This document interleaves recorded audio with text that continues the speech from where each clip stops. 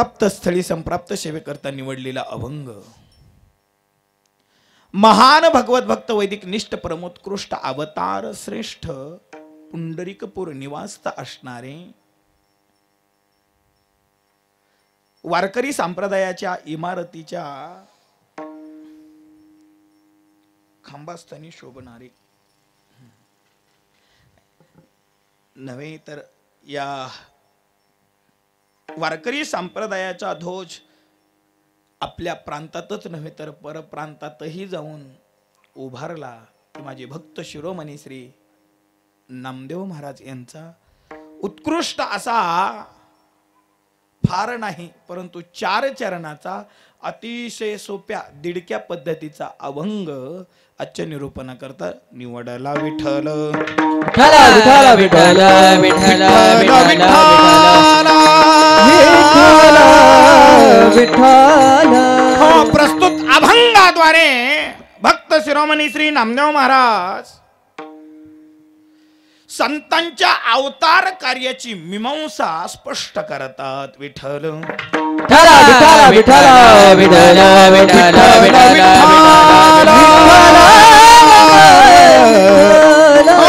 अभंगावर काही विवेचन करण्यापूर्वी अल्पसा परिहार देणं वक्त्याच्या दृष्टीनं अगत्याचं ठरेल. पुण्यसलीला पवित्र अशा पंढरीश परमात्म्याच्या दरबारामध्ये अखिल कोट ब्रह्मांड नायक मर्यादा पुरुषोत्तम प्रभू रामचंद्राचे निश्चिम भक्त हनुमंतराय या हनुमंतरायाच्या पवित्र पावन कुशीमध्ये वैकुंठवासी गुरुनाम गुरु सद्गुरु भगवान बाबा वैकुंठवासी गुरुनाम गुरु सद्गुरु वामन भाऊ महाराज यांच्या पवित्र प्रांगणामध्ये चालू असलेला हा वैकुंठवासी सद्गुरु भगवान बाबा वामन भाऊ महाराज संयुक्त पुण्यतिथी महोत्सव सोहळा. विठ्ठल मौजे भगवान नगर रेवकी देवकी या पवित्र पावन भूमीमध्ये गेली 4 वर्ष बरोबर ना 4थंच वर्ष ना गेली 3 वर्ष आपण या वारकरी संप्रदायाची धुरा आपल्या खांद्यावर घेऊन मोठ्या आनंदानं प्रेमानं उत्साहानं तुम्ही सर्वजण एकत्रित येऊन जोपासताय त्याबद्दल तुम्हाला कोटी कोटी धन्यवाद. कारण सोपं नाहीये महाराज. अतिशय घरं पाहिली तर 5-25 घरं आणि सप्ताह करणं सोपं नाही आहे का नाही. जरा बारकाईनं विचार केला मी म्हणलं 5-25 20-25च्या पुढे एकही घर नाही 25च्या आतच आहे. आणि आनंदाची बाब वाटते कारण तुम्ही सर्वजण एकत्रित येऊन हा भाऊ बाबांचा उत्सव साजरा करताय त्याबद्दल तुम्हाला द्यावे तेवढे धन्यवाद कमी पडतील. कारण आपला प्रांत सोडून तुम्ही परप्रांतात आलायत. कशासाठी? उपजीविकेसाठी. तिकडे डोंगरात काहीच पिकत नव्हतं. इकडं अर्धी कोर का मिळाना पण आपलं सुखानं आहे का नाही. अगदी आपला तिकडचा भाग सोडून आपलं मागचं परंपरा सोडून परंतु अगदी इथं येऊनही तुम्ही ती आम्हाला घालून दिलेली ही साधू संतांची परंपरा तुम्ही मोठ्या आनंदानं प्रेमानं उत्साहानं जोपासताय. पुन्हा एकदा तुम्हा सर्वांना धन्यवाद. आता कोणाचाही नाम निर्देश करणार नाही. उगा 1-2 नावं माझ्या पाठ आहेत आणि काही ते गावातलेच आहेत. ते म्हणते बघा ना गाववाल्याचेच नाव घेतले आम्ही काय घोडा मारला काय याचा आहे का नाही. आता सर्वच मंडळी आहे आणि सर्वच माझ्यासाठी आदरणीय वंदनीय पूजनीय आहेत म्हणून कोणाचाही नाम निर्देश न करता सर्वच मंडळी सर्वांच्या चरणावर विनम्रतेने नतमस्तक होतो. आवर्जून कार्यक्रमासाठी उपस्थित असणारी ही सर्व गुणीजन गायक वादक मंडळी जे 7 दिवस आपल्या या सप्ताहासाठी मृदंगाची साथ करण्यासाठी आवर्जून उपस्थित आहे ते आमचे हरिभक्त परायण सारंग महाराज. वा सारंग नाही विस्तार नाही करत आता जाऊ काय 6 रंग असते असं नाही. सह रंगेन सह अस्ति इति सारंग. रंगेन म्हणजे नाही सांगत आता. अनेक रंगाने जे युक्त आहेत त्याला सारंग म्हणतात. काय मग कोणत्या कोणत्या रंगानं, अन्य रंगानं नाही गड्या, पर परमार्थाच्या रंगानं रंगलेले दिसत आहेत. विठ्ठल विठ्ठल असे आमचे सारंग महाराजही 7 दिवस आवर्जून उपस्थित आहेत. इकडे ही सगळे आमच्या ज्येष्ठ गुरुबंधू, गुरुतुल्य असणारे भक्तिदास महाराज यांच्या वारकरी शिक्षण संस्थेतील ही सर्व उद्याची येणारी भावी पिढी, उद्याची येणारी आगामी पिढी आणि या वारकरी संप्रदायाचं उद्याचं भवितव्य म्हणजे ही भावी पिढी. महाराज योग्य वेळी योग्य मार्गदर्शन होणं ऐका नाही अतिशय महत्वाचं आहे. नाहीतरी तुकोबर आहे तर म्हणतात धन्य माता पिता तयाची या. कोणासाठी धन्यता दिली? जे आपुल्या हितासाठी जागेत. महाराज ज्यांनी आता याच वयात या वारकरी संप्रदायाची कास धरून चाललेत, वारकरी संप्रदायाचं अध्ययन करतात, त्या अर्थी हे आपल्या हितासाठी जागे. म्हणून धन्य माता पिता तयाची या. तुम्हाला नाही, तुमच्या माता पित्याला धन्यवाद द्यावे तेवढे कमी पडतील. ही सर्व बाळगोपाळही उपस्थित आहेत, ज्यांच्या मुखातून आपण सुंदर चाल ऐकली ते आमचे परमस्नेही हरिभक्त परायण योगेश महाराज, योगेश महाराज, हरिभक्त परायण माऊली महाराज, माऊली महाराज. नावातच माऊली, तुम्ही योगेश. अनायासा योग आलाय चालीचाही आणि आम्हालाही साथीचा, आहे का नाही? नावच योगेश. इकडं माऊली महाराज, इकडं हरिभक्त परायण चोपडे चोपडे चोपडे महाराज, हरिभक्त परायण सानप महाराज. इकडं दोन्हीही चोपदार आमच्याच करंजवन गावचे आणि भगवानगडाचे अगदी तारुण्यापासून चोपदारकी करत आलेले आमचे हरिभक्त परायण उगल मुगले महाराज, तेही उपस्थित आहेत. इकडं चेपटे महाराजही उपस्थित आहेत. तुळशीवाड्या माता माऊली आणि आमचे विनेकरी सगळ्याच्या परिचयाचे. आपल्याच गावातल्याच नाव नाही घ्यायचं ठरले ना, इथल्या तरी भगवान नगर मधलेच, ऐका नाही, माझ्या सगळं घ्यायचं नाही. विठ्ठल विठ्ठल विठ्ठल. बरं दाजी कसं आहे, मीच नाव घ्यावं असं काही नाही, तुमच्या नाव घेणाऱ्या आहेतच. ऐका नाही, म्हणून इथल्याचा कोणाचाच नाही, अगदी सर्वांच्या इथल्याच्या चरणावर सगळ्याच्या विनम्रतेने नतमस्तक होतो. आवर्जून आज आपल्या या छोट्या खानी कार्यक्रम आहे, पण आपला छोट्या खानी कार्यक्रम असतानाही महाराज त्यांना खूप खूप धन्यता द्यावी लागेल. महाराज ते आवर्जून आपलं सर्व सिस्टम घेऊन आज उपस्थित आहेत. कशासाठी? आपण करत असलेला अखंड हरिनाम सप्ताह लाईव्ह संपूर्ण भारतानंच नाही तर संपूर्ण जगानं पाहावा याकरता लाईव्ह करण्यासाठी आमचं कोणतं चॅनल, वेड कीर्तनाचं, वा चॅनलला नावही दिलंय वेड कीर्तनाचं. नाहीतरी भलत्याच लोकाला भलताच वेड असते. पण जाऊ द्या, तुम्ही तुमच्या वेड कीर्तनाच्या माध्यमातून, चॅनलच्या माध्यमातून लोकांना कीर्तनाचं वेड लावलं, त्याबद्दल तुम्हालाही कोटी कोटी धन्यवाद.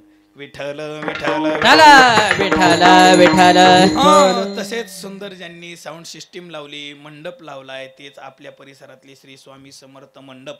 बरोबर ना? काही वेगळंच नाव आहे? नाही, सांगत चला बिंदास. अभंग निवडलाय नामदेव महाराजांचा. या अभंगातून भक्त शिरोमणी श्री नामदेव महाराज संतांच्या अवतार कार्याची मीमांसा करतात. विठ्ठल विठ्ठल विठ्ठल विठ्ठल विठ्ठल.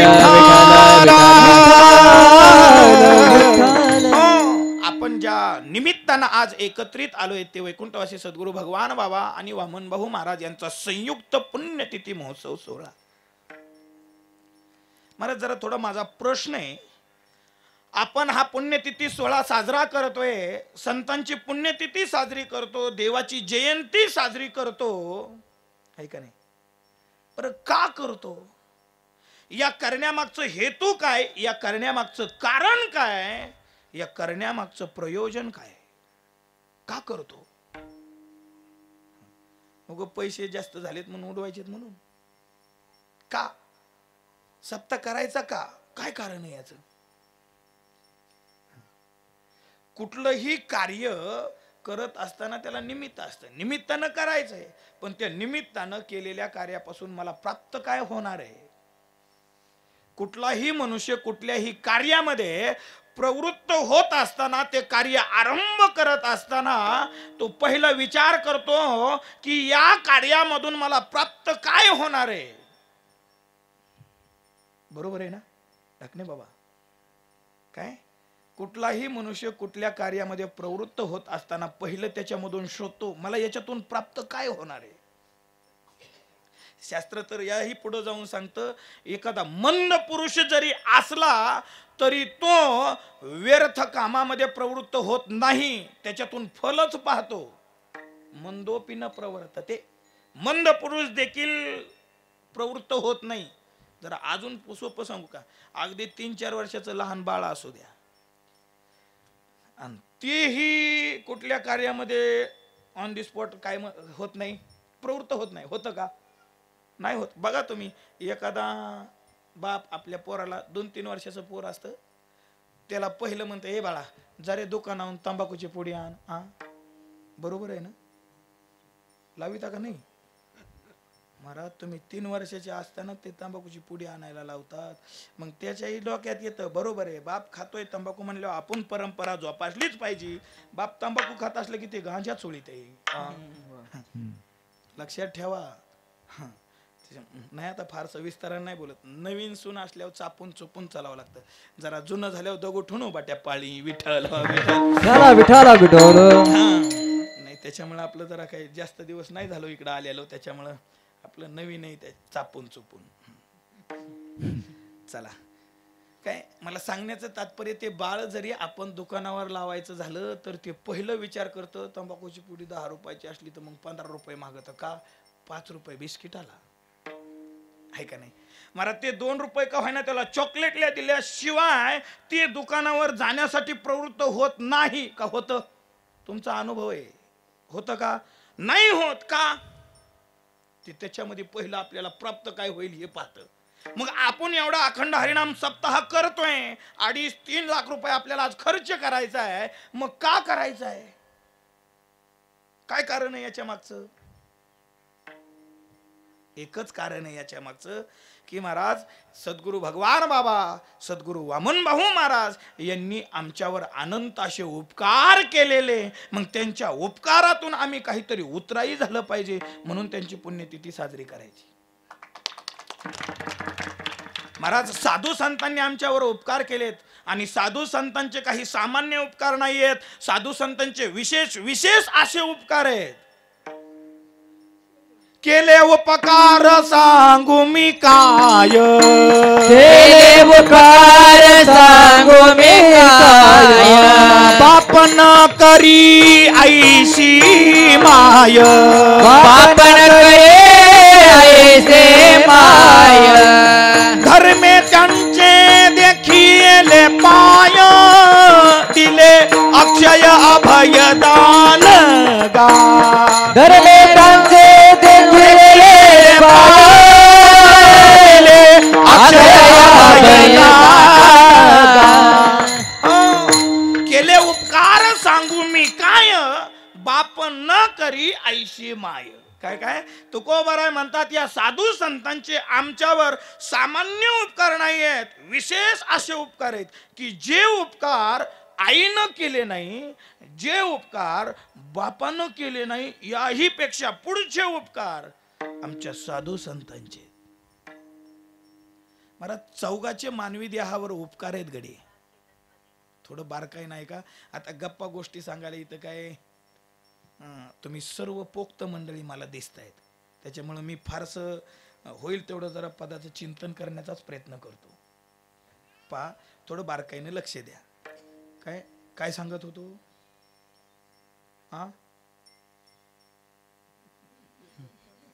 कीर्तन. वा धन्यवाद. कीर्तनच करतोय मी, काय दुसरं स्टेज गाजवीत नाही. विठ्ठल विठ्ठल विठ्ठल विठ्ठल. नाहीतरी हे पहा, तुम्ही ऐकता पण ऐकत नाही म्हणून आमचं बरं आहे. लक्षात येत आहे ना? तुम्ही ऐकता पण ऐकत नाहीत म्हणून आमचं बरं आहे. आम्ही 4-4 टिपनाव फॉर्च्युनर मध्ये फिरायला लागलो तरी आपण जागे नाही. चला विषयांतर नको. काय आपण बारकाईने विचार केला तर आपल्यावर 14 जणांचे उपकार आहेत. कोणा 14चे उपकार आहेत पहा. पहिले उपकार देवाचे, दुसरे उपकार ज्या मातृभूमीत जन्माला आलो त्या मातृभूमीचे, तिसरे उपकार ज्या मात्या पित्याच्या उदरातून जन्म घेतलाय आपलं त्या मात्या पित्याचे उपकार, आणि चौथे उपकार साधू संतांचे. ते जरा माग शेवट ठेवले. पहिले उपकार देवाचे. देवाचे का उपकार? काय उपकार आहेत देवाचे? बघा ना, देवानं या मृत्यू लोकामध्ये 84 लक्ष योनी निर्माण केलेत. किती? 84 लक्ष. त्यामध्ये 93,99,999 योनीचा विचार करा. या सर्वची सर्व योनी, कुर्मी, कीटक, पशु, पक्षी, भोग प्रधान योनीत. त्या योनीमध्ये जन्माला येणं, जन्माला आल्यानंतर तो देह संपला की दुसऱ्या देहाला येणं, याच्या पलीकडं त्या देहाचं प्रयोजन पाहायला मिळत नाहीये, है की नाही?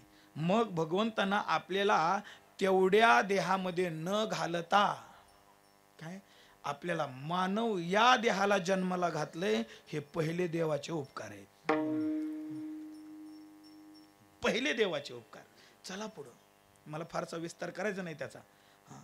दुसऱ्या नंबरला सांगितले मातृभूमीचे उपकार. ज्या भूमीमध्ये तुम्ही आम्ही जन्माला आलोय त्या भूमीचे हे आपल्यावर उपकार आहेत. कारण जन्माला जर कारण पाहिलं, अंडज, जारस्वदज आणि उद्भिज 4 कारण सांगितले जन्माचे. 4 प्रकारातून जीवाचा जन्म होतो, पण त्याचा फारसा विस्तार करायचा नाही. मला सांगा, तुम्ही आम्ही जीव जन्माला येतो तो आई वडिलांपासून. त्यांचा देह कशाने चालतो? जेवणापासून. आणि आपल्याला अन्न कुठून मिळतंय? जमिनीपासून. कुठं पिकतंय? जिथून पिकतंय तिचे उपकार आहेत. या धरणी मातेचे आपल्यावर काय आहेत? उपकार आहेत. म्हणजे या जन्मभूमीचे आपल्यावर उपकार आहेत. चला पुढं. तिसरं कारण सांगितलं माते पित्याचे उपकार आहेत. ज्यांनी आपल्याला ही सृष्टी दाखवली त्या आई वडिलांचे आपल्यावर विशेष असे उपकार आहेत. बघू पुन्हा कधी योग आला तर मला आठवण करून द्या, या तिघाचा विचार करू. पण आजच्या कीर्तनात नाही, मी पुन्हा येईन. विठ्ठल विठ्ठल विठ्ठल विठ्ठल. चला आताच सांगितले चौथा प्रकार साधू संतांचा. महाराज साधू संतांचे आपल्यावर विशेष असे उपकार आहेत. मग त्या साधू संतांच्या उपकारातून आपण उतराई झालं पाहिजे. मग साधू संतांचे असे काय उपकार आहेत? तर तुकोबारायने सांगितलं, केले उपकार सांगू मी काय. कोण म्हणतात?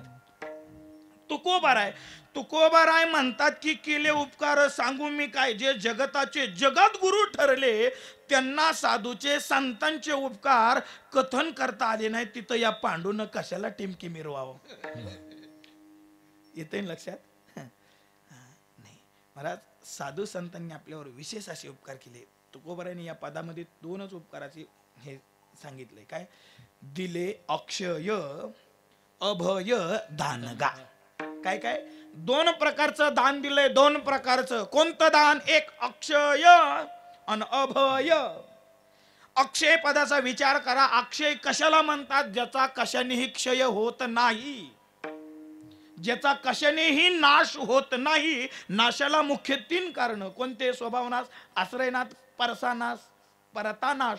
कोणते कोणते? हे 3 जे नाश आहेत, या तिन्ही नाशामध्ये जे अडकत नाही ते अक्षय.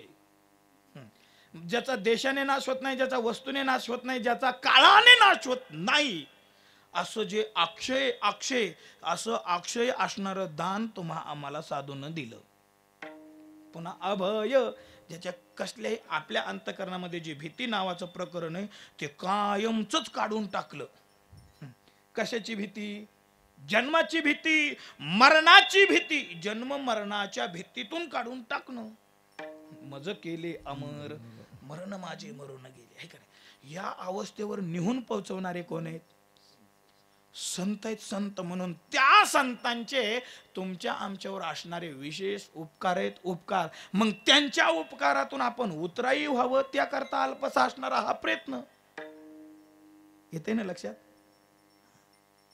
मग माझ्या सद्गुरू भगवान बाबांचे, माझ्या सद्गुरू वामन भाऊंचे आपल्यावर असे काय उपकार आहेत की त्यांच्या उपकारातून उतराई होण्यासाठी एवढा उत्सव करायचा आहे. महाराज सामान्य उपकार नाही आहेत त्यांचे. मी तर जास्तीचं बोलन, जर आपल्या डोंगर भागामध्ये हे दोन महात्मे झाले नसते, काय वैकुंठवासी सद्गुरू भगवान बाबा आणि वैकुंठवासी सद्गुरू वामन भाऊ महाराज जर ही दोन महात्मे मराठवाड्यात त्या डोंगर भागात झाले नसते तर आपल्याला अध्यात्म म्हणजे काय, भक्ती म्हणजे काय, ज्ञान म्हणजे काय कळालं असतं? नाही नाही नाही महाराज, नाही. आपल्याला भक्ती म्हणजे काय कळावी, रुचावी, पटावी, पचावी ना आपण त्याच्यामध्ये रममान व्हावं. याकरता आमच्या या दोन महात्म्यांनी जन्म घेतलाय. आणि झाले नसते तर अजून जरा पुढचं बोलू का महाराज, आपल्या घरातलं तुनतुनन वाघोरी अजूनही निघल्या नसत्या. पटतंय का? काय घरातलं आपल्या तुनतुनन वाघोरी निघाल्या असत्या ढकणे बाबा? नाही नाही नाही, निघालच नसते. ही दिव्य क्रांती जर कोणी केली असेल तर या दोन महात्म्यांनी केली गडे. विठ्ठल विठ्ठल विठ्ठल महाराज पहा ना जरा तुम्ही, बाबांचं चरित्र पहा, सद्गुरू भाऊंचं चरित्र पहा. दोघांच्या चरित्रामध्ये खूप मोठं अलौकिक क्रांती पाहायला मिळते, अलौकिक क्रांती. बरोबर आहे ना?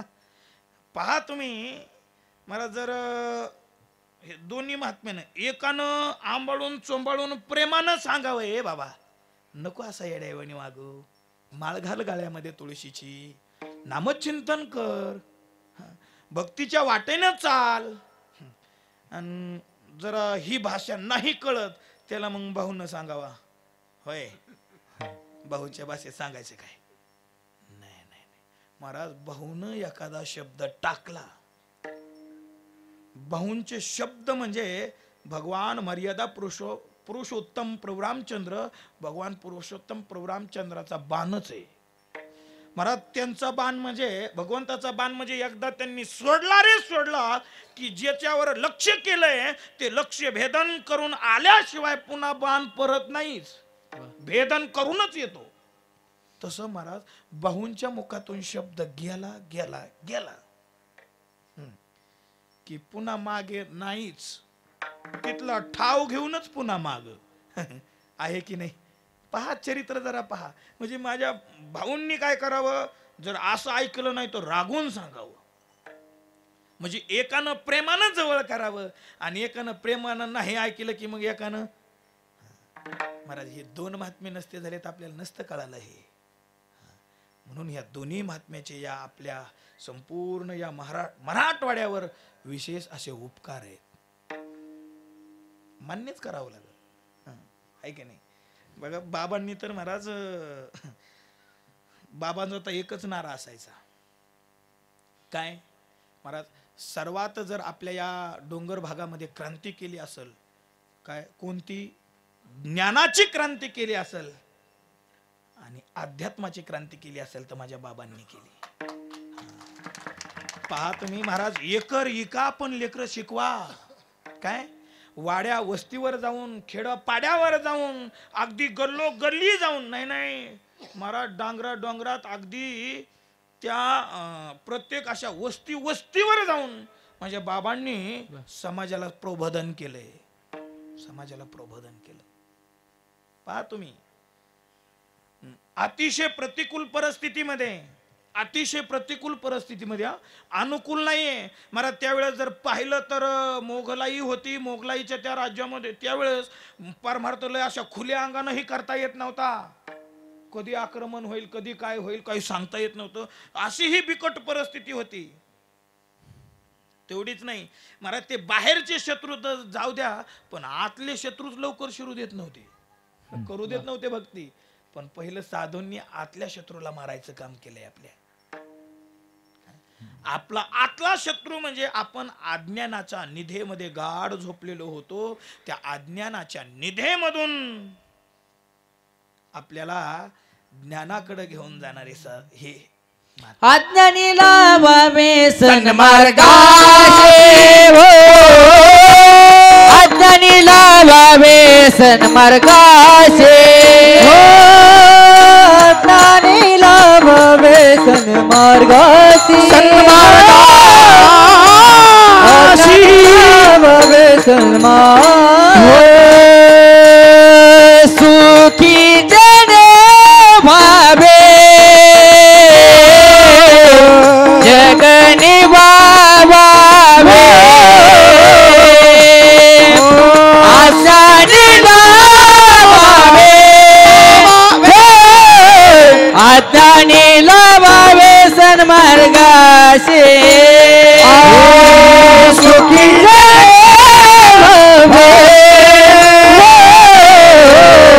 जगनी वावे आज्ञानी लावावे आज्ञानी लावावे सन्मार्गा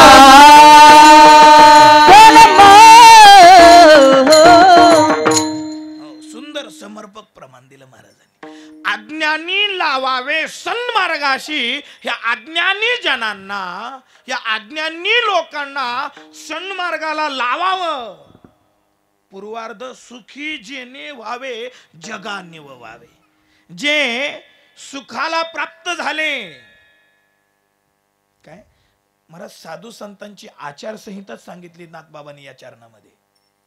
काय आचारसंहिता आहे? ज्यांनी परमोच्च असं स्थान मिळवलंय, ज्यांनी परमोच्च असणारं सुख मिळवलंय, ते मिळालेलं सुख केवळ आपल्यापुरतं न ठेवता, काय आपल्या पुरतं न ठेवता अगदी ते सुख सर्वांपर्यंत पोहोचावं, आपण त्याच्यामध्ये रमावेत म्हणून सुखी जेने व्हावे जगाने व्हावे. ते सुखाला प्राप्त झाले, त्यांनी इतरांना सुखी करावं. ते तर या संसार रूपी समुद्रातून तरुण आईला थडीहून पहिल्या थडीला पोहोचले, पण जे पोहोचले त्यांचं काम आहे. काय काम आहे? आपण इतरांनाही घेऊन चालायचं. मग आमच्या भाऊबाबांनी हेच केलं. सहतरती सहतरती सह लोकांतारयती. आपण तर तरलोय गडे, पण आपल्या बरोबर हा माझा अज्ञान दशेमध्ये असणारा समाज, वाड्या वस्तीवर राहणारा समाज, या समाजाला ही ज्ञान ही भक्ती कळाली पाहिजे आणि त्या परमोच्च टोकापर्यंत पोहोचले पाहिजे. म्हणून अव्याहतपणे जीवनभर अहोरात्र तुमच्या आमच्या कल्याणासाठी झगडले, झटले, मरमर केले. ते हे दोन महात्मे.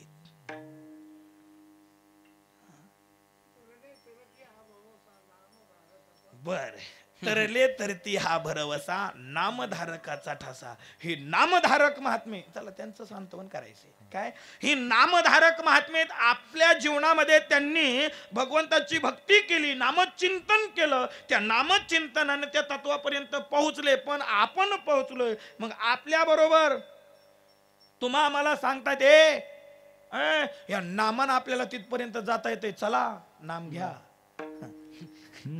आलं लक्षात? हा विठ्ठल विठ्ठल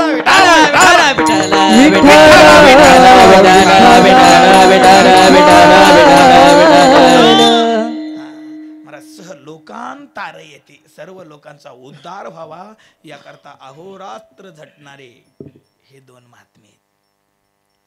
मग महाराज मोठी माणसं किंवा संतांचं बघा ना, अवतार कार्याची मीमांसा करत असतानाच माझ्या तुकोबार आपलं नामदेव महाराजांनी पहिलं विधान केलं. काय विधान केलं? संत मृत्यू लोकामध्ये अवतीर्ण होतात, पण संतांचं मृत्यू लोकामध्ये अवताराचं येण्याचं काय कारण, ते कारण सांगत असताना अभंगाच्या प्रथम चरणातील उत्तर पदात सांगितलं. उद्धाराया आले दीनजना, उद्धाराया आले दीनजना, उद्धाराया आले दीनजना, उद्धाराया आले दीनजना. ब्रह्ममूर्ती संत जगी अवतरले, ब्रह्ममूर्ती संत जगी अवतरले, ब्रह्ममूर्ती संत जगी अवतरले ब्रह्ममूर्ती संत जगी अवतरले उद्धरायाले दीन जना उद्धरायाले दीन जना ब्रह्मदिक त्याची वंदिती पायवणी ब्रह्मदिक त्याची वंदिती पायवणी उद्धरायाले दीन जना उद्धरायाले दीन जना अवतीर्ण होतात कशाकरिता उद्धाराया आले दीनजना तुम्हा आम्हा दीनजनांचा उद्धार करण्यासाठी संत मृत्यू लोकामध्ये अवतीर्ण होतात काय अवतीर्ण होतात म्हणजे अवतारतात अवतरती हा अवतरती म्हणजे काय सरळ सरळ अर्थ पहा काय अवतरती असा शब्द वापरला संताबद्दल संत अवतरती दीनजनांचा उद्धार करण्याकरता संत मृत्यू लोकात अवताराला येतात अवतरती महाराज अवतरती शब्दाचा अर्थ होतो जरा थोडासा व्याकरणाच्या अंगाने करू तुमच्यासाठी तृ धातू आहे कोणता धातू आहे तृ आणि तृ धातूचा अर्थ होतो तृतरती म्हणजे तरुण जाणे काय अर्थ आहे बारकाव लक्षात ठेवा काय तृ धातूचा अर्थ होतो तरुण जाणे वा तारणे मग त्या तृतरती धातूला उपसर्ग लागला व्याकरणामध्ये संस्कृत व्याकरणामध्ये धातू आहेत धातू पाठ आहेत 3000 धातू आले 3-3.5 धातू आहेत परत त्या धातूला उपसर्ग लागतात उपसर्ग कोण उपसर्ग मोजके प्रपरा अपसम असून अनु अवनी सनी रदू विद आदि अपि प्रति असे 33च उपसर्ग आहेत लघु सिद्धांत कौमुदीमध्ये आले पाहून घ्या मला ते ज्या धातूला लागतात थोडं हे तुमच्या थोडं वरून जाण्यासारखं पण ऐकून ठेवा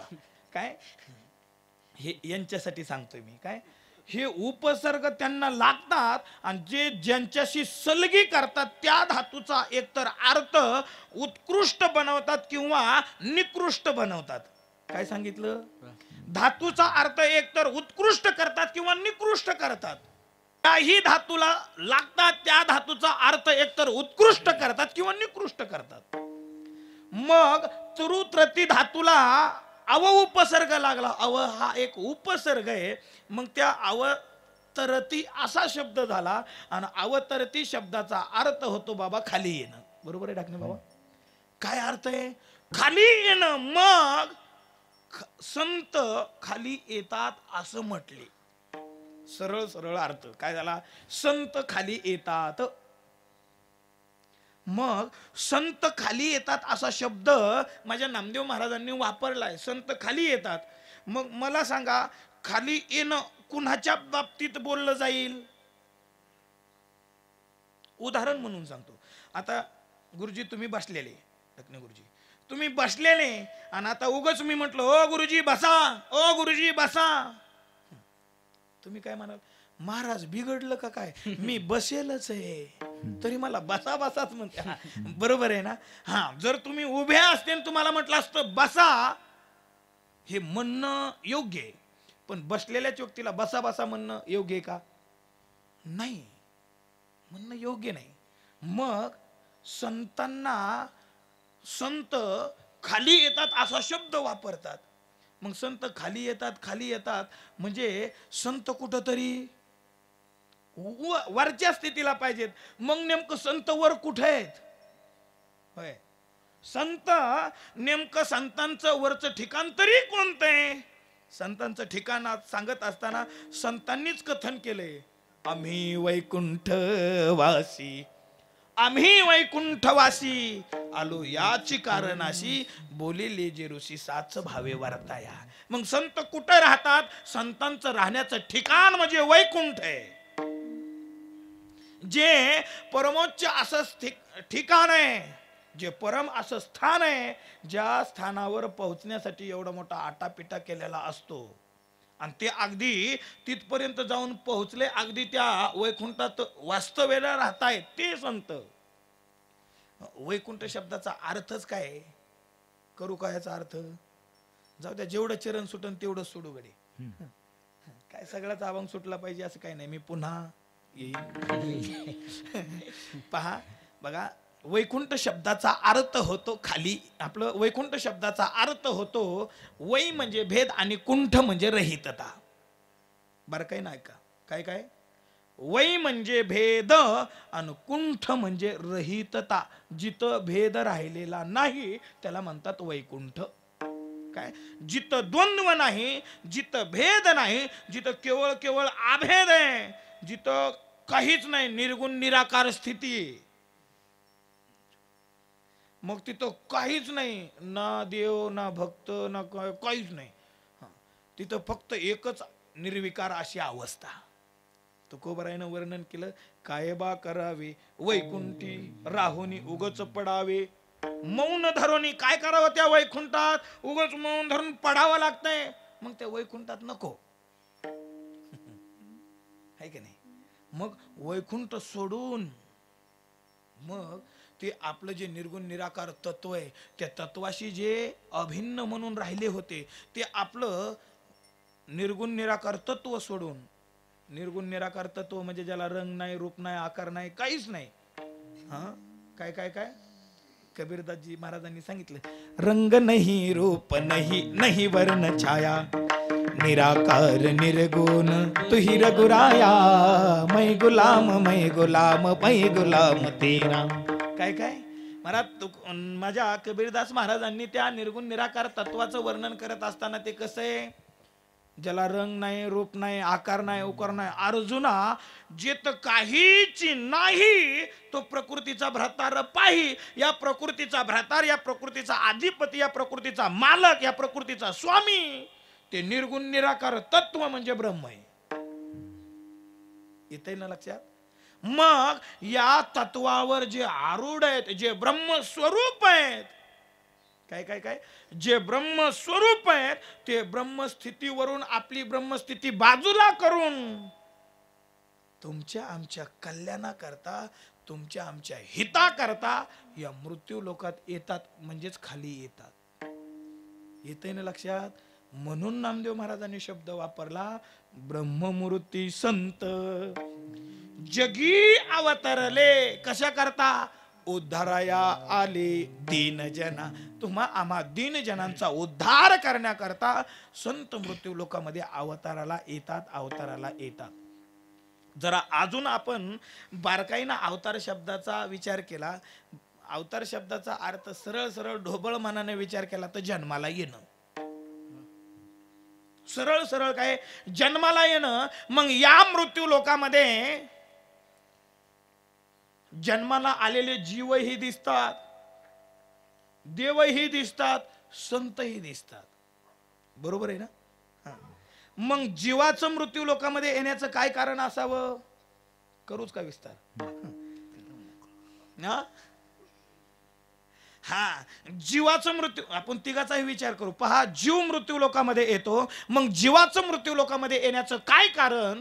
देव मृत्यू लोकांमध्ये येतो, देवाचं मृत्यू लोकांमध्ये येण्याचं काय कारण? आणि संतही मृत्यू लोकांमध्ये येतात, संतांचं मृत्यू लोकांमध्ये येण्याचं काय कारण? तिघाचेही कारण पाहून पुढे जाऊ. पहिलं, जीव मृत्यू लोकांमध्ये येतो, मग जीवाचं मृत्यू लोकांमध्ये येण्याचं काय कारण? जीवामध्ये अनंत प्रकार आहेत, त्या अनंत प्रकारच्या जीवाचाही विचार करायचा नाही. आपण विचार करू फक्त मानव या जीवाचा. मानव जीव मृत्यू लोकांमध्ये येतो, पण या मृत्यू लोकांमध्ये मानवी जीवाचं येण्याचं काय प्रयोजन सांगत असताना मी कशाला सांगू? माझ्या ज्ञानोबरायाने सांगितलं. ज्ञानोबराय म्हणतात, अगा कर्मी जे उरावे, सुख दुःखी फळावे, तैती भोगावया यावे देहा एका. पहा, ज्ञानोबरायनं सुंदर सांगितलं की जी आपण गत जन्मामध्ये कर्म केली, तो अभोक्त कर्माचा साठा भोगण्याकरता काय काय काय जीव मृत्यू लोकामध्ये येतो, पण जीवाचं मृत्यू लोकामध्ये येण्याचं काय कारण? जी आपण गत जन्मामध्ये कर्म केले कर्म तेची भोगाले उपजले मेले से किती उपजले मेले ऐसे किती हा केले कर्म झाले तेचे भोगाले उपजले मेले ऐसे किती उपजले मेले ऐसे किती राम केले कर्म झाले तेची भोगा आले उपजले मेले ऐसे किती. जसं ज्ञानोबराय सांगतात अगदी त्याच अर्थाचं प्रमाण माझ्या नाथ महाराजांचे. नाथ महाराजही म्हणतात की केले कर्म झाले तेची भोगा आले. जी आपण कर्म केली ते केलेल्या कर्माचा अभोक्त साठा भोगण्याकरता जीव मृत्यू लोकांमध्ये येतो. एका वाक्यात सांगायचं झालं तर जीव मृत्यू लोकांमध्ये येतो कर्म करण्यासाठी येतो, कर्म करण्यासाठी. मग कोणते कर्म करण्यासाठी? कीर्तनात येऊन जांभळ्या देण्यासाठी, झोपण्यासाठी. बरोबर आहे नाही? ते म्हणते महाराज तुम्ही असं चालू केलंय की पार. बरं जाऊ दे, तुम्हाला कळण्यासारखं. चला आता ट्रॅक बदलावं लागेल. विठ्ठल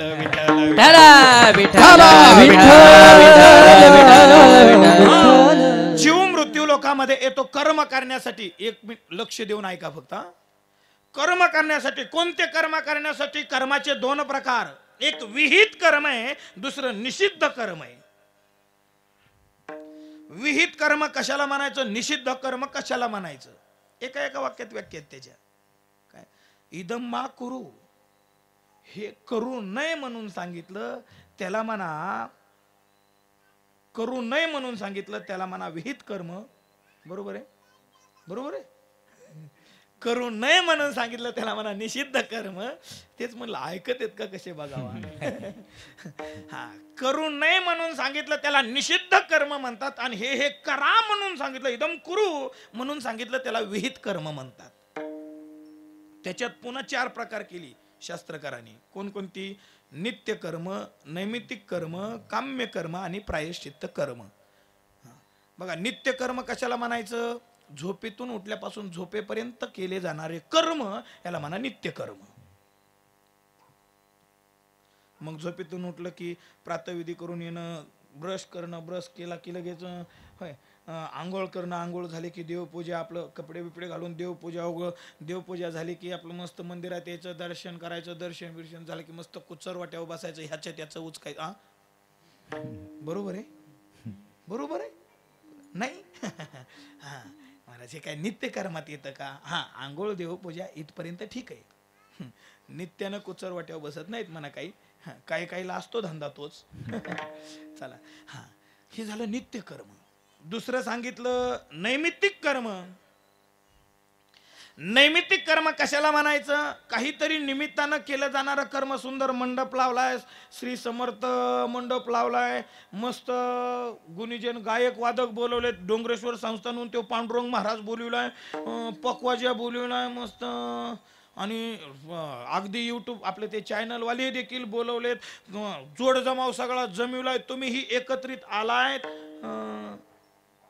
सगळ्यांनी मस्त आपलं कीर्तन रूपी कर्मामध्ये प्रवृत्त झालाय. कशा निमित्तानं?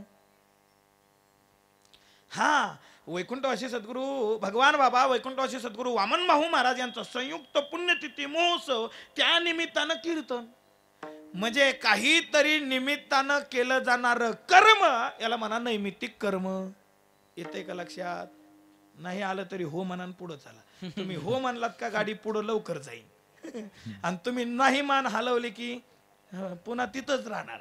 पुन्हा पुन्हा तुम्हा जवार मान तुम्ही सवाशी हलवीत नाही तवर पुढे जायचंच नाही.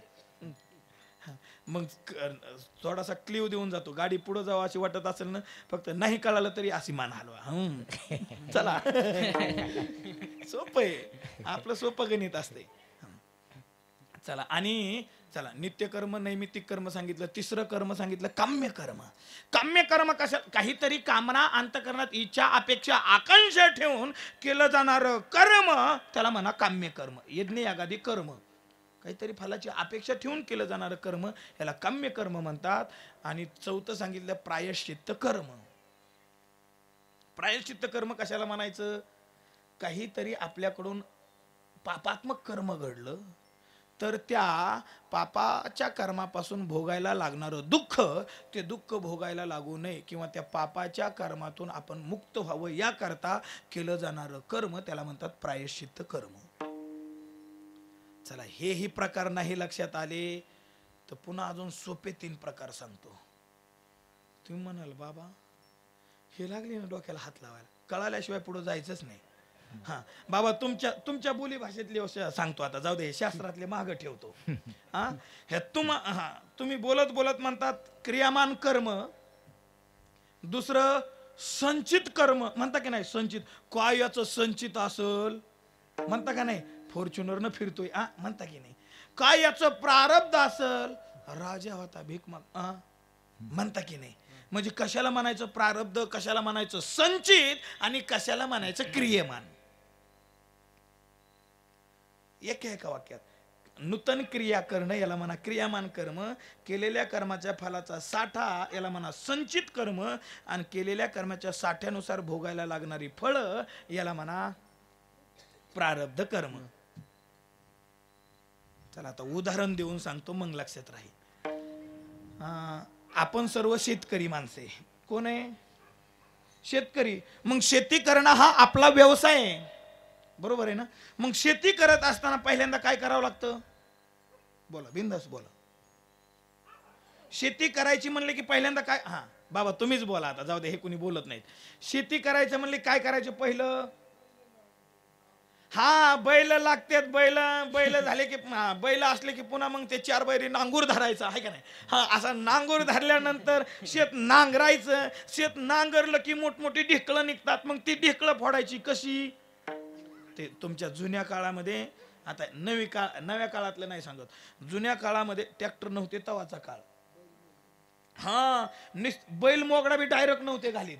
ते ढेकळं फोडण्यासाठी एखादं लोड बांधायचं, त्याला चऱ्हाड बांधायचं, आणि ते लोड रिकामच फिरवायचं. ते रिकाम लोड फिरवला की ते ढेकळं फुटायचे. ढेकळं फुटलं की पुन्हा मोगडा घालायचा, बरोबर ना? आणि मोगडा झाले की पुन्हा पाळी घालायची. म्हणून त्या जुन्या काळामध्ये पाडव्याच्या दिवशी पाळीला मुहूर्त करायचे. विचारा पटकावले बाबांना, गुरुजी बरोबर आहे ना? पाडव्याच्या दिवशी पाळीला मुहूर्त करायचे, पाळीला. आणि महाराज लोक बी तसे भारी होते तेव्हाचे बरं का. काम नव्हते असं, म्हणजे आपल्या कामाशी काम ठेवायचे. आता काम कमी, कुटाने जास्त. विठ्ठल विठ्ठल विठ्ठल विठ्ठल विठ्ठल. म्हणत तसं ते जुने लोक पाडव्याच्या दिवशी पाळीला मुहूर्त करायचे. मग पाडवापासून ती आगुट मोहरायला 41 दिवस लागतात. तितक्या दिवस मग जेवढ्या पाळ्या होत्या तेवढ्या, काही काहीच्या 4-4, 5-5, काहीच्या 7-7 पाळ्या व्हायच्या. आणि जे निस्तेच लग्न खात फिरायचे महिन्याभर, त्यांची एकही नव्हती होत, बरोबर आहे की नाही? जुन्या काळातलं सगळं. महाराज आताचा शेतकरी फार डिजिटल निघाला. काय जुन्या काळात हे सगळं जिथली तिथं असायचं, आताचा शेतकरी फार डिजिटल शेतकरी निघाला. किती डिजिटल सांगूच का? ढग निघाला की ट्रॅक्टर घेऊन रानात निघत इतका.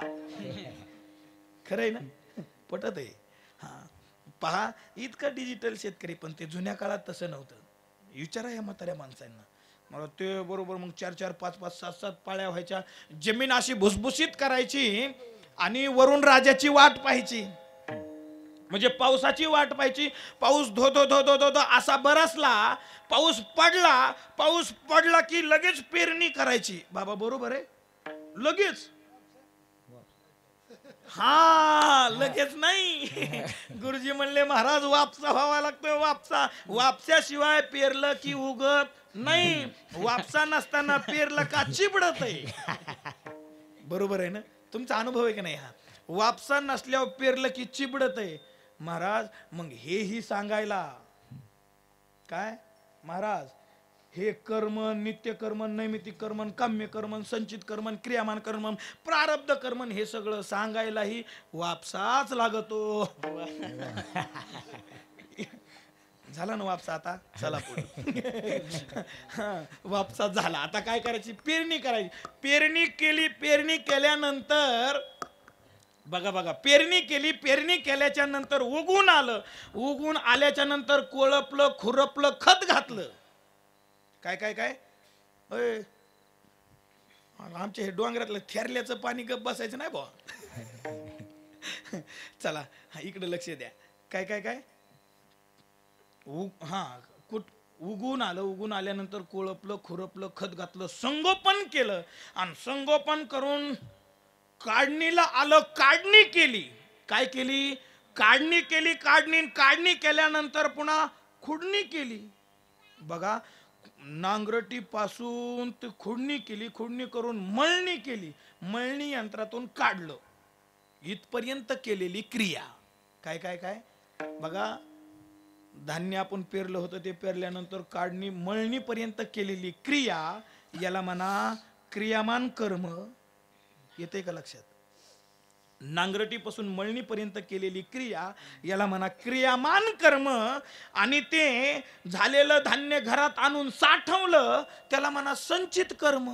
आणि जसं लागण असं दळून आणून भाकरी करून खाल्ल्या याला म्हणा प्रारब्ध. येते का लक्षात? नाही. आता याच्या खाली मला बी काही येता येत नाही. काय करता, इतकं खाली येऊन बी सांगून नाही कळत म्हणल्यावर मग आता तुमच्या बुद्धीचं वैभव म्हणावं लागेल. विठ्ठला विठ्ठला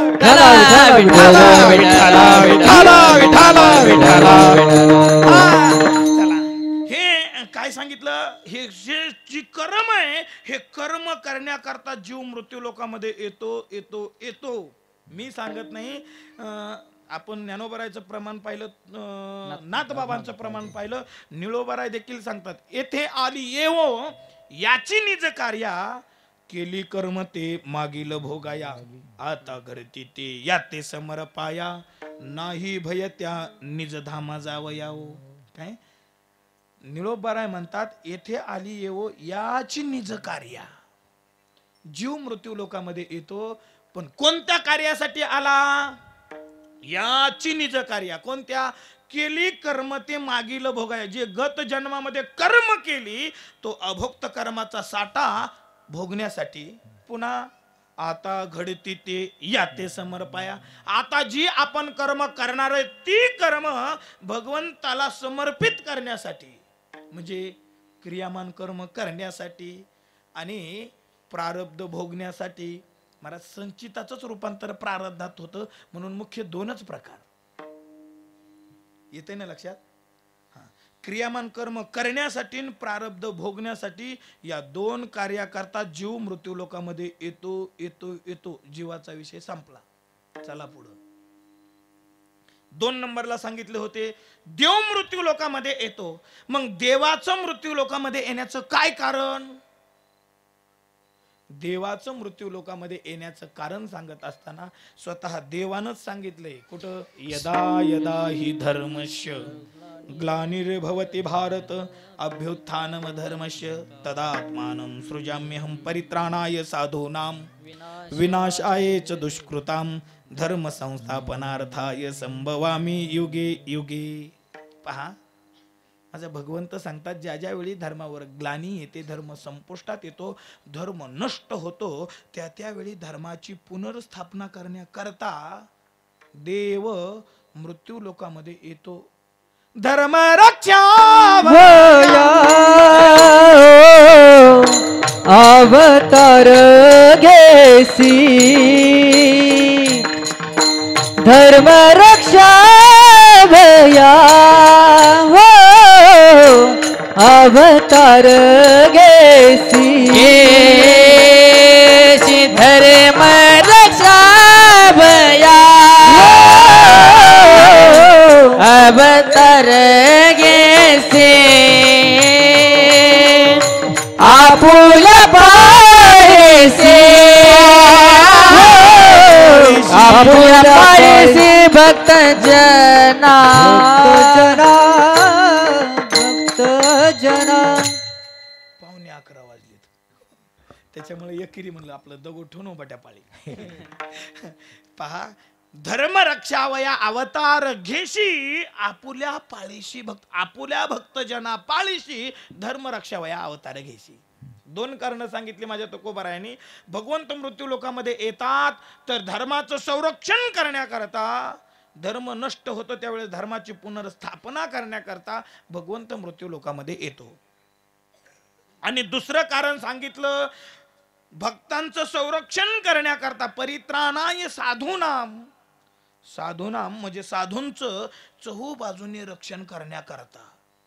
साधूवर कसलंही संकट आलं तर त्या संकटाला सामोरं जाण्याकरता माझा भगवंत किंवा त्या संकटापासून माझ्या साधूचं संरक्षण करण्याकरता संत मृत्यू आपलं भगवंत मृत्यू लोकामध्ये येतात.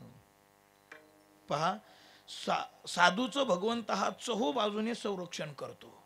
चहू बाजूने म्हणजे माग राहूनही संरक्षण करतो, रक्षण करतो, पुढं राहूनही रक्षण करतो, पाताळात राहूनही रक्षण करतो, अवकाशात राहूनही रक्षण करतो. चारीचे उदाहरण सांगन. पहिलं सांगितलं माग राहून रक्षण केलं. माग राहून रक्षण कोणाचं केलं? माझ्या द्रौपदीचं. पहा ना महाराज, त्या द्रौपदीला त्या दुःशासनानं भरलेल्या सभेमध्ये ओढत आणलं. काय? भरलेल्या सभेमध्ये ओढत आणला, अतिशय रजस्वला अवस्थेमध्ये. त्या अवस्थेमध्ये असतानाही या दुःशासनानं ओढत वडत वडत त्या भर सभेमध्ये आणलं. का आणलं बरं? का आणलं? कारण कधी आपण पाहिले? सांगतो. पहा, कौरव आणि पांडव यांच्यामध्ये खूप मोठा जुगार झाला. आता ऐका, तुमच्यासारखं उदाहरण आहे. कौरव आणि पांडव यांच्यामध्ये फार मोठा जुगार झाला आणि त्या जुगारावर पांडवांना आपलं सर्वस्व लावलं होतं, सगळंच हारलंय. शेवटी त्या जुगारावर लावण्यासाठी काही शिल्लक राहिलं नाही, आपली पत्नी लावली. महाराज, जे जुगाराच्या नादी लागतात त्यांना विचारा महाराज, त्यांना काहीच कळत नाही महाराज. घरातले भांडे कुंडे पण त्यांना पुरत नाही जुगारावर लावण्यासाठी. पर घरदार सगळं जुगारावर लावतात तरी नाही. बघा, त्या जुगाराचं एक वैशिष्ट्य आहे गड्या. त्या जुगारामध्ये सक्सेस होण्याकरता, यशस्वी होण्याकरता कुटील नीतीचा मनुष्य लागतो. लक्षात येतंय ना? जुगारामध्ये सक्सेस होण्यासाठी कुटील नीतीचा मनुष्य लागतो. सज्जन माणसाचं काम नाही. नाहीतरी सज्जन जुगाराच्या नादी लागत नाही. जे लागतात ते सज्जन नाहीत. तुम्ही म्हणा विठ्ठल विठ्ठल विठ्ठल विठ्ठल विठ्ठल विठ्ठल. महाराज, तसे ते पांडव मोठे सज्जन होते पण नादी लागले जुगाराच्या. मग परिणाम, जुगारामध्ये हारले. शेवटचा जुगार तोही हारले. आणि हारल्याच्या नंतर काय महाराज यांचं ठरलं होतं. दुर्योधनाने सांगितलं, दुःशासन लाव द्रौपदी को खिचके. महाराज, दुःशासन गेला आणि भर सभेमध्ये त्या द्रौपदीला आणलं. त्या द्रौपदीला आणल्यानंतर दुर्योधनानं सांगितलं, दुःशासन खिचलो वस्त्र. महाराज, त्या दुःशासनानं वस्त्र वडायला सुरुवात केली. महाराज, त्या द्रौपदीनं आपलं सर्वस्व पणाला लावून ते वस्त्र सांभाळण्याचे प्रयत्न केले. ओय ओय ओय ओय ओय विठ्ठल विठ्ठल विठ्ठल विठ्ठल. अगदी महाराज, त्या द्रौपदीनं भरगच्च सभेकडे पाहिलं.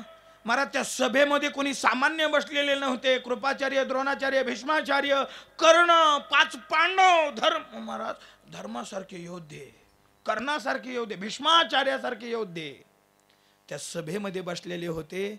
एकही मान वर करीत नाही. एकही मान वर करत नाही. सगळ्यांनी माना खाली घातल्या. महाराज, मोठ्या आशेनं भरगच्च सभेकडे माझी ती द्रौपदी पाहते, पण आपल्या मदतीला कोणी येत नाही. तिला थोडी खिन्न झाली. तिच्या लक्षात आलं, तुकोबरायचं प्रमाण लक्षात आलं असावं. तुकोबराय म्हणले, तुला सोडविना कोणी, एका चक्र पाणी वाचून या तुला सोडविना कोणी. तिनं महाराज हे प्रमाणच करून ठेवलं होतं.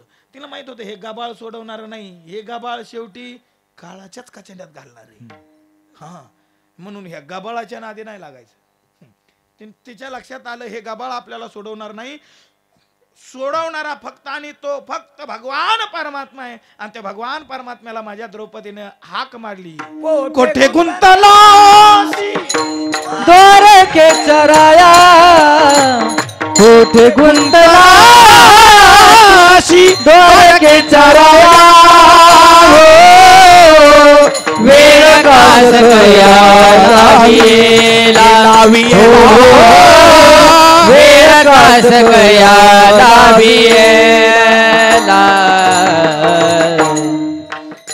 कोठे गुंतलाशी द्वारकेच्या राया, वेळ का सखया लावी, सखया वेळ का लावी येला.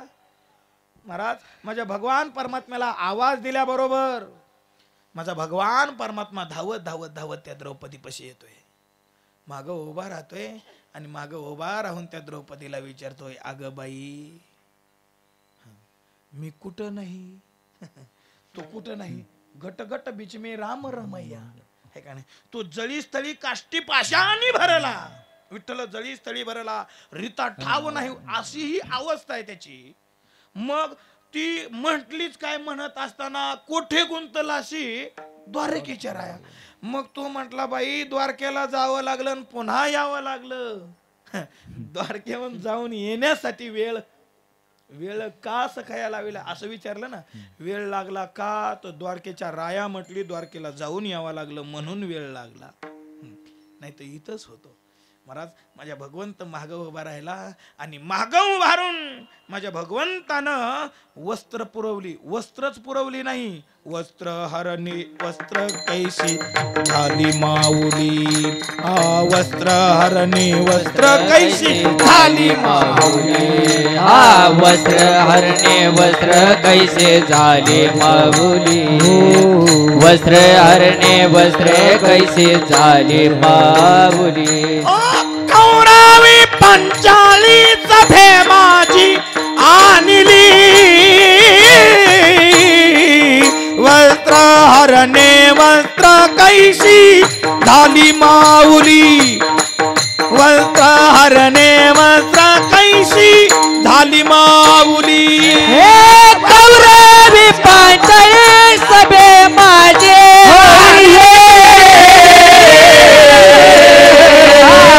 वस्त्रे हरणे वस्त्रे कैसे झाले माऊली. वस्त्रे हरणे वस्त्रे कैसे झाले माऊली. वस्त्र हरणे वस्त्र कैसी झाली माऊली. महाराज माझ्या द्रौपदीचे भगवान परमात्म्याने लज्जा राखण्यासाठी वस्त्रच पुरवली नाही, तो स्वतःच वस्त्र रूपाने अवतीर्ण झाला. मला सांगण्याचं तर तात्पर्य, माग राहून रक्षण केलं ते द्रौपदीचं. चला पुढं राहून संरक्षण केलं कोणाचं. पण महाराज 5च मिनिटं राहिलेत आहे का नाही. चला पुढं राहून संरक्षण केलं माझ्या अर्जुनाचं. पायी पाठीशी घातला आपण पुढा राहिला. ज्ञानोबा सांगतात की आपला जो पायिक आहे, आपला जो भक्त आहे, त्याला पाठीमागं घातलं आणि आपण पुढं उभा राहिला. आपण कळी काळाशी भिडे आम्हा घाली पाठीकडे. हो महाराज भगवंत हा भक्ताचं संरक्षण करण्याकरता तो भक्ताला पाठीमागं सारतो, येणाऱ्या काळाला तो सामोरा जातो, सामोरा येतो पांडुरंग. चला अनेक प्रमाण पाहायला मिळतात की भगवंत हा भक्ताचं पुढे राहून संरक्षण करतो, मागं राहून संरक्षण करतो. 2 कारण झाली. तिसरं कारण सांगितलं, पाताळात राहून रक्षण करतो, पण ते आजच्या कीर्तनात नाही. चला पाताळात राहून रक्षण केलं कोणाचं, कुर्मा अवतार पाहून घ्या है का नाही. जल जशवंत राजाची कथाही सांगितली जाते, पण आज नाही.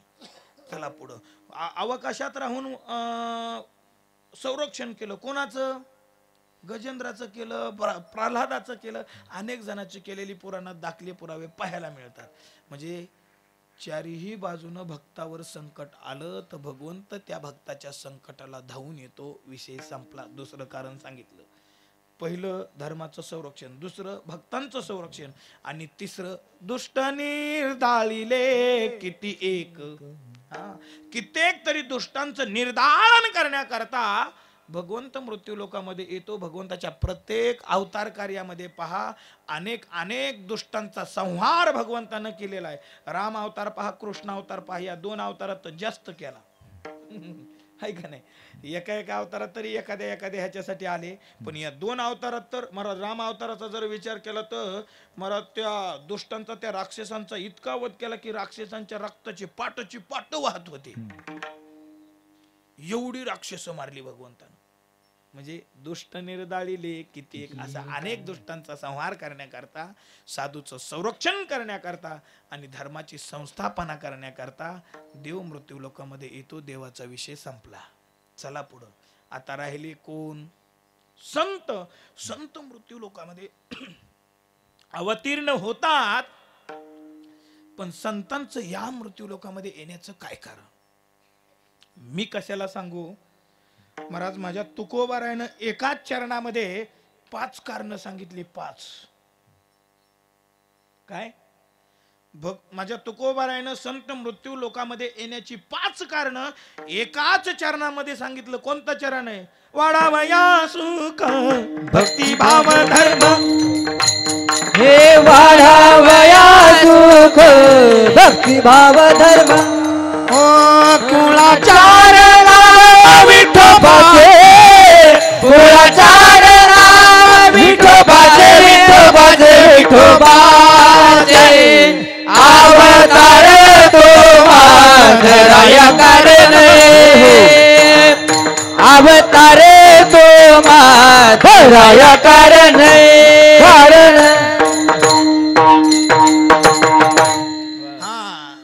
एकाच चरणामध्ये 5-6 कारण सांगितली. पहा, लक्ष द्या, सांगून देतो तुम्हाला. पहिलं वाढावया सुख, वाढावया भक्ती, वाढावया भाव, वाढावया धर्म, वाढावया कुळाचार आणि वाढावया नाम. आलं का लक्षात? हे 6 कारण संत या मृत्यू लोकामध्ये येऊन करतात. आणि ही आपली कामं झाली. आता याचा विस्तार करत नाही. एकाचा विस्तार करायला गेलो, वाढावया धर्म, तर त्याच्यावर एक स्वतंत्र कीर्तन होईल, पण ते आज नाही. मी पुन्हा लक्षातच ठेवाय. पहा, आज नाही ते. हे 6 कारणासाठी संत मृत्यू लोकांमध्ये अवतीर्ण होतात, अवताराला येतात, जन्माला येतात. आणि महाराज हे त्यांचं काम झालं रे झालं की संत उभ्या पावले या जगाचा निरोप घेतात. काय काय काय ही कारण घेऊन संत या मृत्यू लोकांमध्ये येतात. आणि आल्याच्या नंतर आपलं काम झालं रे झालं की उभ्या पावले या जगाचा निरोप घेतात. महाराज, मोठी माणसं काही कामानिमित्त येतात आणि आपलं काम झालं लगेच निघून जातात. ती थांबत, थांबणारे तुमचे आमच्यासारखे आपलं लोक पांचेट. महाराज, ती थांबत नाहीत. आपलं काम संपलं की निरोप. महाराज, माझ्या या 2 महात्म्यांनी हेच केलं. वैकुंठवासी सद्गुरू भगवान बाबा, वैकुंठवासी सद्गुरू वामन भाऊ महाराज यांनी हेच केलं की जे आपलं ध्येय होतं, जे आपलं जन्माला येण्याचं कारण होतं, फक्त एकच की या अनपढ समाजाला अध्यात्म म्हणजे काय, भक्ती म्हणजे काय कळावी, रुचावी, पटावी, पचावी. आणि यांना या भक्ती पंथाला लावावं. भक्ती पंथाला लावलंही आणि आपला निरोप घेतला. ठीक आहे, आपला निरोप घेतला. आणि निरोप घेतल्यानंतर महाराज ते देह रूपाने आपल्यातून गेले. काय? सद्गुरू भगवान बाबा, सद्गुरू वामन भाऊ महाराज देह रूपाने गेले. देह रूपाने गेले, पण कीर्ती रूपाने आजही बाबा उपस्थित आहेत. आजही भाऊ आजही स्थित आहेत. काय? देह रूपाने गेलेत, पण कीर्ती रूपानं गेले दिगंबर ईश्वर विभूती. राहिल्या त्या कीर्ती जगा माझी, या जगा माझी कीर्ती राहिल्या. त्यांनी जी जीवनामध्ये आपल्या अलौकिक कीर्ती केली होती, ती कीर्ती आजही या मृत्यू लोकामध्ये जशाच तशी. आणि त्याच कीर्तीचे सोहळे आणि त्याच कीर्तीचा हा सोहळा आहे. त्यांनी केलेली कीर्ती आहे का नाही महाराज, त्या केलेल्या कीर्ती किंवा त्यांनी केलेले आपल्यावर उपकार आहेत, त्या उपकारातून उतराई होण्यासाठी हा उपक्रम आहे. चला महाराज, माझे वैकुंठवासी सद्गुरू बाबा गेले, एवढं एक पद म्हणतो माझी सेवा आटोपती घेतो. पहा, वैकुंठवासी सद्गुरू बाबा गेले महाराज, देह रूपाने बाबा गेले, पण बाबा आजही अमर आहेत. ते आता संत वाङ्मयामध्ये पद येत नाही, परंतु ते राहवत नाही, म्हणावंसं वाटते. म्हणू का? परवानगी घेतलेली बरी. हरी गेले नाही ते अमर झाले भगवान बाबांचे दर्शन मज झाले. बाबांनी घेवनी समाधी आम्हा टाकिले वनी, रूपनाम भगवान ध्यान साठिले मनी. गेले नाही ते अमर झाले भगवान बाबांचे दर्शन मज झाले. श्रावण मध्य पंचमीला 1896 घाट सावर गावी सूर्य उदय समयाला. हो हो हो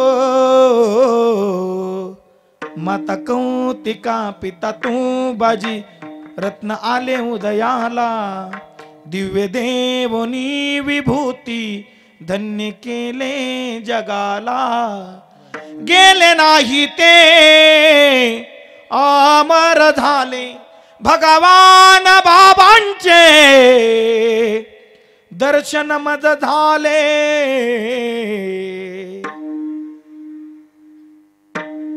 बालपणीच केली वारी पंढरीची, ध्यानी मनी घेतली मूर्ती विठ्ठलाची. हो हो हो ज्ञानदेवनी लोका देव केला सखा, यात्रा भरे गडावरी. या दसऱ्याला भेटा बाबाला न्या मायेची शिदोरी. गेले नाही ते अमर झाले भगवान बाबांचे दर्शन मज झाले. गेले नाही ते अमर झाले, अमर झाले. बाबांनी आपला देह, आपलं कार्य संपवलं आणि आपला देह अनंतात विलीन केला, पण आजही बाबा कीर्ती रूपाने अमर आहेत, अमर अमर. म्हणून बाबांच्या चरणावर झालेली सेवा विनम्रतेने नतमस्तक होऊन समर्पित करतो. वैकुंठवासी सद्गुरू वामनभाऊ महाराज यांच्या चरणावर झालेली सेवा समर्पित करतो आणि माझ्या वाणीला इथंच पूर्ण विराम देतो. विठोबा रखुमाये हा विठोबा रखुमाये, जय जय ठोबा रखुमाये, रखुमाये ठोबा रखुमाये, ठोबा रखुमाये, ठोबा रखुमाये, ठोबा रखुमाये, ठोबा रखुमाये, ठोबा रखुमाये, ठोबा रखुमाये, ठोबा रखुमाये. अरे विठोबा रखुमाये, विठोबा विठोबा विठोबा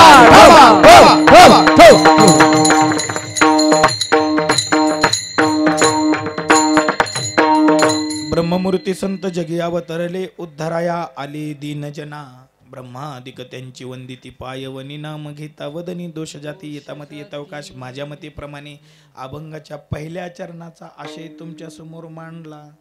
पुन्हा कधी योग आला तर आठवण करून द्या.